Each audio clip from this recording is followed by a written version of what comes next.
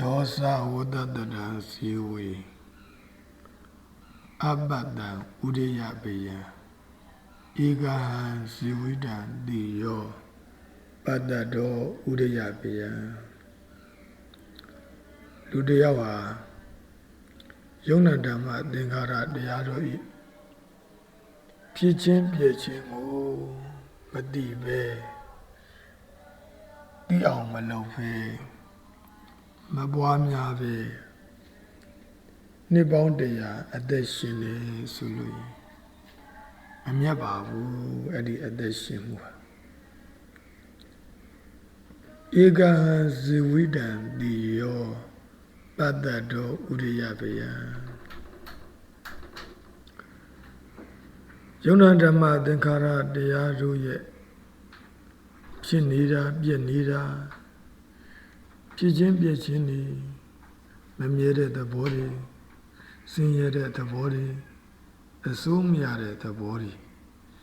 ဒီသဘောတွေကိုသိပြီး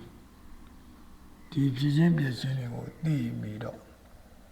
ဒီနေ့တည်းရဲ့တဏ္ဍာနဲ့အသက်ရှင်လာရတယ်အဲ့ဒီဒီနေ့တည်းရဲ့တဏ္ဍာနဲ့အသက်ရှင်လာရတဲ့အသက်ရှင်ခြင်းဟာမြတ်ပါတယ်အဲ့ဒီတော့လူတယောက်ရဲ့အသက်ရှင်မှုဟာမြတ်တယ်မမြတ်ဘူးဆိုတာကတရားအားထုတ်ခြင်းမအားထုတ်ခြင်းနဲ့ဆိုင်တယ်တရားတွေပါလေအားထုတ်တယ်ဆိုရင်လူဟာမြတ်တယ်တရားအားမထုတ်ဘူးဆိုရင်လူဟာမမြတ်ဘူးတဲ့ဒီဓမ္မဒေသနာအရလူတယောက်ဟာအသက်ရှင်ခြင်းမိမိရဲ့အသက်ရှင်ရမြတ်သလားမမြတ်ဘူးလားဘာကြောင့်မမြတ်တာလဲဆိုလို့ရင်ဘာကြောင့်မြတ်တယ်လဲဆိုလို့ရင်တရားအားထုတ်ခြင်းအာမထုတ်ခြင်းကြောင့်ပဲ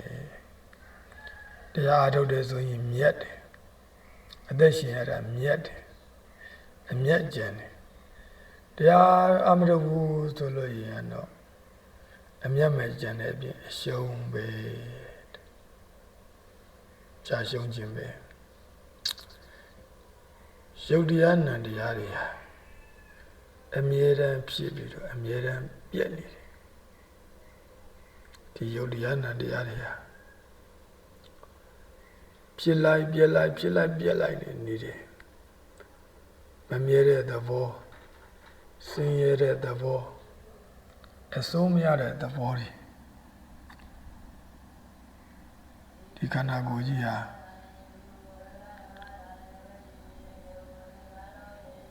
မမြဲဘူးဖြစ်လာပြီဆိုလို့ရင်ပြည့်ပြည့်သွားတာဒါကိုအနိစ္စ